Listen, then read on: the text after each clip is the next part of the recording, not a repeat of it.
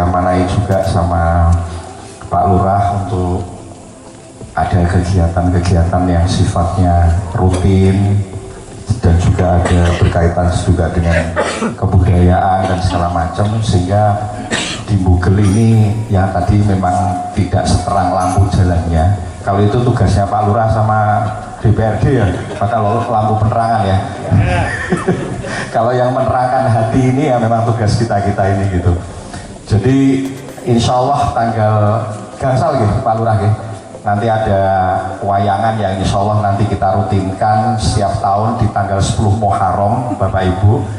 Manyuwun pangestunipun, jadi nanti bisa kita rutinkan. Jadi nanti sorenya habis sholat asar kita khataman Quran dulu di pondok. Makanya saya nyuwun nanti Bapak-bapak, Pak RT dan Pak RW untuk mengumpulkan anak-anak yatimnya dari mulai TK, SD sampai SMA, nanti kumpul di pondok sini. Selain memang kita akan berbagi kebahagiaan, yang enggak yatim juga datang enggak apa-apa, karena nanti kita, yang penting kita nanti bisa tahu yang yatim yang mana, yang enggak, tapi yang enggak itu hadir enggak apa-apa. Karena besok itu juga momentumnya, saya kepengen nerangkan bahwa nanti di pondok ini Bapak Ibu sekalian, kalau memang ngersake putra-putranipun mau belajar, itu kita persilahkan, karena di tempat kita nanti akan disediakan gurunya, tidak harus nginep di pondok ini, tidak apa-apa. Jadi judulnya pondok ini sebagai tempat belajar bersama-sama Bapak Ibu. Jadi nanti kalau yang sementara kita siapkan memang yang khusus mulang tentang Quran, karena mereka semua adalah hafidhul Quran. Jadi ada yang perempuan, ada yang laki-laki, itu nanti akan kita didik putra-putri ini pun ibu untuk mencintai Quran. Jadi pelan-pelan dari bacaannya kita benerkan, kita tuntun dan segala macam, dan insya Allah syukur-syukur nanti bisa menghafalkan Quran gitu. Jadi tidak muluk-muluk seperti yang kita bina di Semarang. Tadinya Nyun Sewu, kalau di sini kan daerahnya subur, kita di Semarang itu kebetulan daerahnya daerah yang agak rawan gitu, karena di pesisir pantai itu ada kelurahan namanya Kelurahan Kerobokan namanya. Itu zaman tahun 80-an, 70-an itu karena memang kebanyakan pendatang dan juga kebanyakan kerjanya itu kerja yang keras gitu. Jadi di sana masyarakatnya terlalu jauh dari sisi keagamaan itu. Nah dari situ kalau dikenalnya di zaman itu kampung gali. Kalau di Semarang itu kan ada Kerobokan, ada Baru Tikung. Nah kebetulan salah satu kelurahan itu kita ke situ sama. Mungkin bapaknya Nurul Sewu kadang-kadang jesok dolan nang pundi karena memang kerjaannya kuli kasar dan segala macam. Tapi putra-putrani pun yang kita mulai ngaji dulu, dari berawal dari 1-2 orang terus dan segala macam, dan terus sampai kira-kira mungkin ada sekitar 20 tahun sampai hari ini, karena dari tahun 90-an kita ngomong itu. Dan alhamdulillah karena disepunjung sama warga, dan memang kita mengutamakan dari warga setempat bukan dari luar ya, karena kita pengen mendidik yang jadi lama-lama sing bapake maune orang ngaji ya udah disin, ternyata anak-anak itu pinter do ngaji gitu. Jadi awal-awalnya dari situ ada pengajian rutin, bapak-bapak ibu-ibu ada, tapi yang kita didik rutin itu adalah putra-putrinya. Sampai akhirnya kita kepasrahan ada SD yang tadinya itu sudah hampir nggak punya murid, tinggal 16 orang dari kelas 1 sampai kelas 6. Terus kita ambil alih, pelan-pelan kita bina, dan sekarang menjadi sekolah unggulan, karena setiap lulusan dari SD Al-Hikmah itu minimal punya hafalan 2 juz. Nah kalau punya hafalan 1 juz aja, kalau di Semarang itu melamar SMP negeri yang bagus langsung diterima tuh. Jadi nggak perlu pakai nilai-nilai yang lain. Jadi bisa membuktikan hafal 1 juz langsung diterima di SMP negeri. Nah insya Allah karena di sini juga nanti ada Pak Frans DPRD, mungkin program-program seperti itu kan nanti bisa dijadikan jembatan supaya yang lulus dari SD situ yang memang punya hafalan 1 juz bahkan 2 juz itu nanti akan mudah untuk mendapatkan sekolah. Nah dari situ saya juga cerita sedikit Bu, pentingnya anak dari kecil dididik seperti itu. Nanti suatu saat akan saya datangkan itu. Dia itu kepala cabang NU-nya Jerman tuh. Jadi itu dulu ya anak-anak kecil yang suka ngaji bapaknya nggih tiyang tani. Tapi dia itu sekarang itu kerja di perusahaan Jerman, seorang dokter dan seorang tenaga ahli yang cukup diperlukan bahkan oleh negara Jerman. Nanti saya datangkan, jadi itu rata-rata memang dari orang desa. Ya kebetulan memang ngaji dari kecilnya itu baca Quran, karena baca Quran itu ada berkahnya. Wong tuane ora iso ora apa-apa, tapi putune anake nek sakit ampun jangan tidak bisa. Kakek saya Mbah Motimejo tadi diceritakan sama Pak Kiai, kalau Mas Om Bambang ini sama Om Bowo gitu. Nah itu kan dari putri, maksud ibunya itu adalah adik dari Mbah Atmodimejo. Kalau dipikir cuma di desa ini, tapi kan karena beliau tirakat, beliau juga nandur kebersihan gitu. Tapi putra-putra pun yang pada merantau di Jakarta itu luar biasa. Saya pernah ketemu almarhum Om Trisman waktu itu karena beliau juga salah satu direksi di PT Indosat saat itu BUMN yang ngurusi satelit gitu. Uang bisa Google tapi bisa jadi direksi di perusahaan BUMN si jenengane Indosat itu waktu itu. Itu saya pernah ketemu sama beliau dan beliau memang sudah lebih dicintai Allah. Jadi bulan tahun berapa waktu saya kongres Pak? 2024. Nah, terus bapak saya sendiri garwanipun Mbak Pipin, kalau di sini dikenalnya Mbak Pipin, itu Mbak Pipin kan cuma guru SD Bapak Ibu. Terus merantau bareng sama bapak saya. Kalau saya lahir di sini, jadi saya lahir di sini sampai umur 1 tahun, terus pindah ke Semarang sampai saya besar di Semarang. Nah bapak saya, ibu saya SPG, guru SD. Bapak saya dulu alumni SMP, daftar jadi tentara di Jakarta, pendidikan di Cimahi, terus akhirnya tahun 65 itu. Nah terus ke sana sampai selesai Irian Barat jadi tentara itu. Habis itu di sana ada perusahaan minyak Belanda yang diserahkan sama kita, sama Indonesia. Nah bapak memilih untuk pindah ke Pertamina. Nah di Pertamina itu bapak saya garwanipun Mbak Pipin ini itu sekolah persamaan SMA Bu. Jadi karena lulus SMP sudah jadi tentara, sampai sana walaupun sudah dapat kerja sekolah lagi persamaan SMA. Terus akhirnya minta pindah ke Semarang, di kantor Pertamina Semarang. Terus akhirnya menikah sama ibu. Ibu pun begitu sampai Semarang jadi guru SD, sampai beliau pensiun itu jadi guru SD.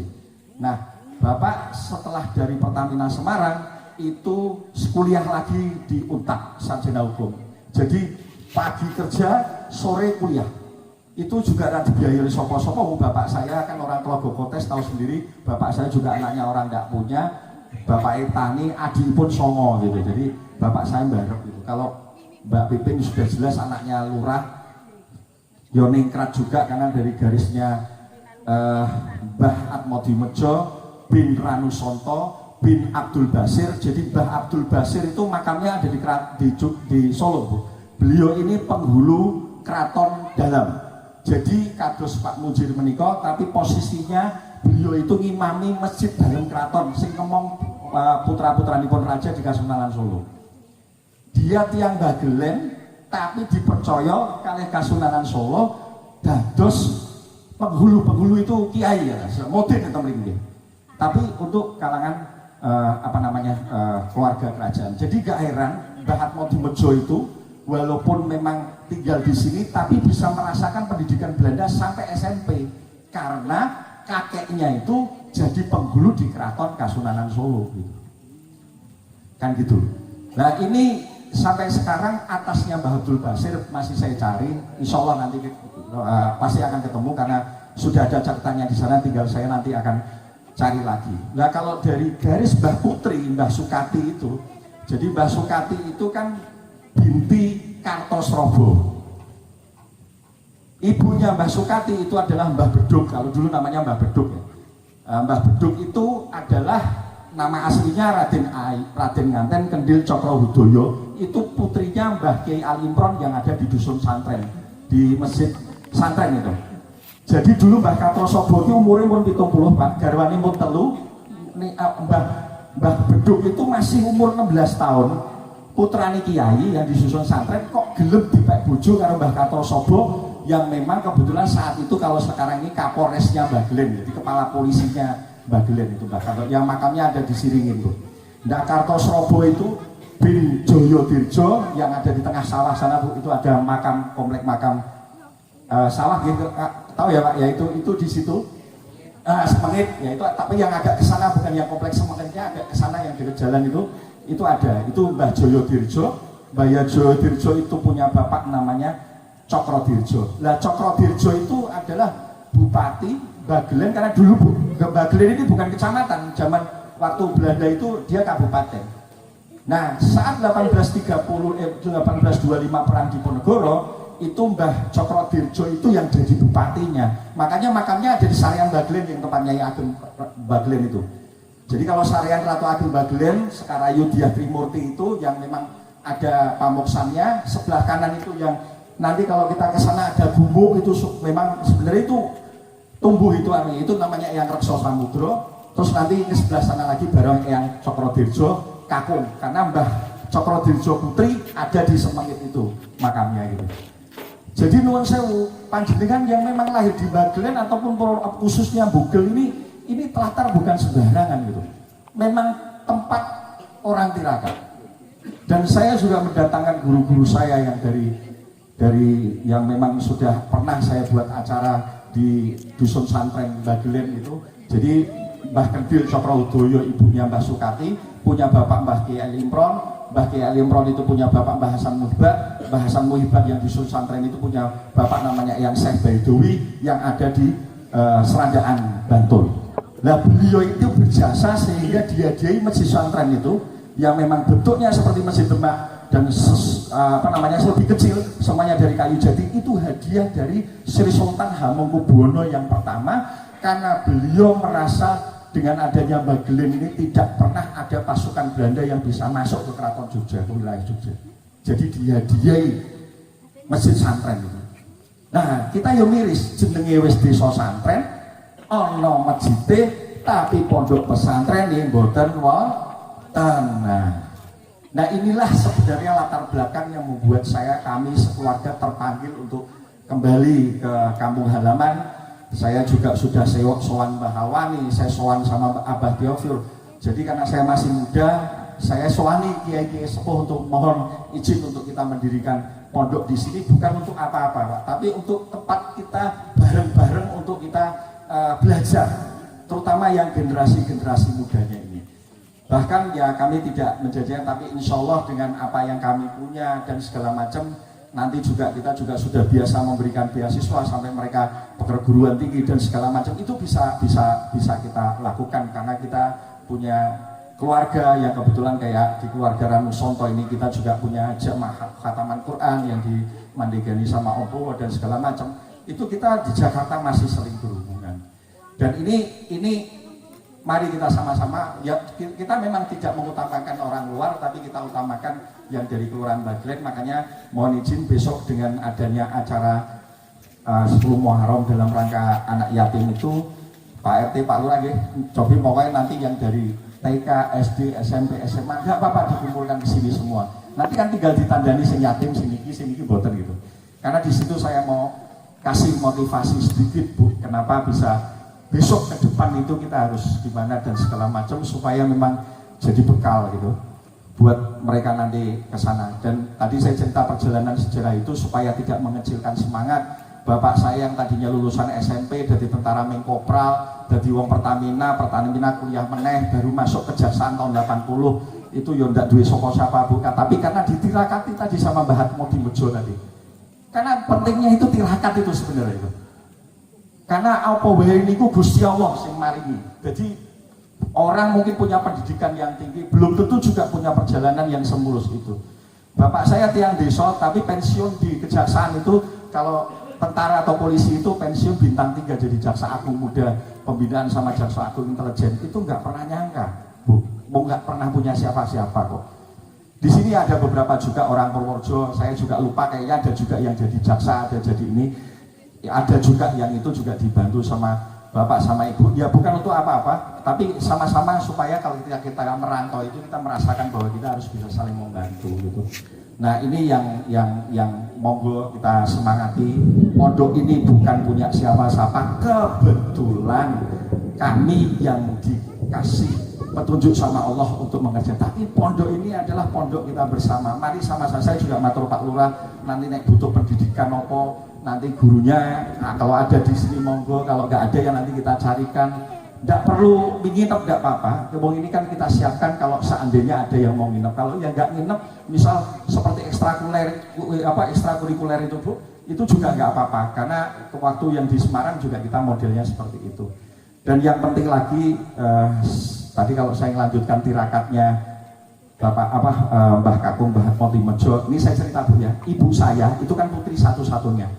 Mbah Motimejo itu nikah sampai 3 kali hanya untuk kepengen punya anak gitu. Dan dilalah anaknya lanang kabeh, yang perempuan itu cuma ibu saya, Mbak Pipin itu. Bapak saya dulu di Telaga Kotes Pak, ngelamar anak Pak Kaum, kalau anak Pak Cari ditolak Pak, karena memang cuma tentara pangkat kopral, terus kerja di Pertamina, adiknya kayak songo gitu. Tapi yang luar biasa Mbah Motimejo, karena kalau saya cerita saya gregel gitu, karena beliau ini yo trah yo pelurah saat itu, tapi kok gelem nompo mantu, padahal itu ibu saya itu putri satu-satunya, kudune kan digolek sing koyok piye gitu. Enggak, cuman bapak saya cerita sendiri, tanya kowe iso ngaji karo salat, sakit langsung ditompo Pak niku lamarane. Dan ternyata apa yang dilihat sama Mbah Kakung ketika milih bapak saya ini ternyata anak yatim Pak. Jadi umur belum ada 1 tahun, bapaknya kandung itu meninggal ketika agresi militer yang kedua.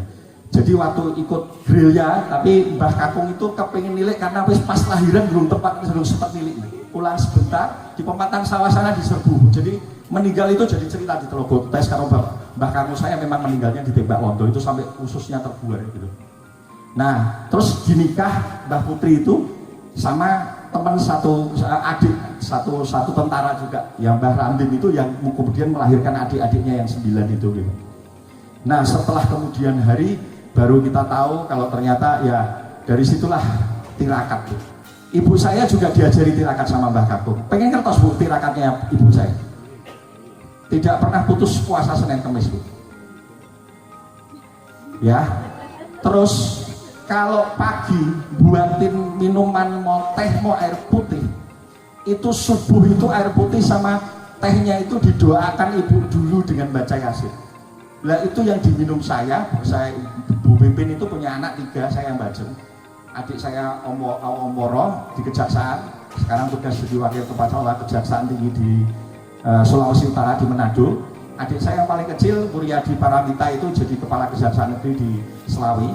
Dua-dua adik saya jaksa, kalau saya orang swasta Bu, saya wira swasta. Nah itu kita minum terus itu Bu, minuman yang paginya itu didoain sama ibu dulu. Itu dari saya kecil sampai saya keluarga, itu minuman itu tetap diantar sama ibu tapi bentuknya botol. Kalau setiap pagi itu sebelum anak saya berangkat ke kantor itu tetap. Sama satu lagi ditambahin sama ibu saya, sampai saya segede ini sebenarnya mampu Pak saya beli beras itu, tapi sampai hari ini saya tidak pernah beli beras. Ibu saya bilang aku jadi duwe gaji pensiun, aku kepengen anakku tetap mangan berasnya aku. Nah ternyata beras yang dikasihkan ke anak cucunya itu sama ibu saya didoain dulu. Kata-kata ibu saya gini, beras ini singkatan ya, singkatan itu bertasbih dan bersolawat. Jadi itu tirakatnya ibu saya. Jadi itu pun saya ajarkan ke istri saya ajarkan juga nanti ke anak saya yang perempuan. Karena kata ibu saya, tirakat itu sing paling ampuh tirakat itu ibu. Karena doanya ibu ke Allah untuk anaknya atau untuk suaminya itu tidak ada yang tidak dikabulkan. Jadi itu boleh dijadikan pegangan yang insya Allah itu sendiri yang membuktikan saya pun banyak sekali pertolongan ketika dalam perjalanan hidup kami. Saya yakini 100% karena saya punya kakek yang memang senang tirakat. Saya juga punya orang tua yang kebetulan juga senang tirakat. Karena ibu saya juga nggak pernah sampai pensiun ya tetap guru SD gitu. Ya gitu ya. Jadi non sewu mekaten nggih Pak Lurah cekap nggih. Jadi nanti besok pun acara itu Bu, nanti khataman Quran habis sasar dulu dengan anak-anak di sini. Nanti malamnya baru kita nonton wayangan. Memang sengaja kita tempatkan di di Google ya, karena saya ingat dulu mbah saya Atmoto Jumojo juga seneng wayang ya Pak Menteri ya, seneng wayangan itu. Jadi luwih tua wayange daripada Islamnya sing mlebu niki nggih Pak ya. Jadi ya kita jangan ninggal kebudayaan kita, banyak hal, apalagi lakon yang besok diambil dari Pak Dalang ini luar biasa Pak. Nanti kalau sekarang banyak bisa lihat singkat ceritanya dulu ya di handphone itu, nanti cari lakonnya itu adalah Wahyu Eko Buwono. Jadi Buwono itu adalah alam, Wahyu Eko itu tauhid sebenarnya satu. Itu sebenarnya adalah merupakan doa ketika berharap manusia sebagai khalifah di bumi itu ya menyayangi alam semesta gitu. Jadi alam semesta itu tidak cuma dieksploitasi, ditambang, di macam-macam segala macam rusak, padahal kita itu hidup di situ. Nah ini luar biasa, saya yakin lakon kita karena berkaitan dengan materi desa juga, nah ini berkaitan dengan alam, saya pun sangat setuju, dan insya Allah itu akan menjadi berkah kita semua, baik keluarga kita, bagi semua yang menjadi amanah kita, termasuk juga daerah asal kita di Bugel Baglen ini. Matur nuwun, billahi taufiq wal hidayah, wassalamualaikum warahmatullahi wabarakatuh.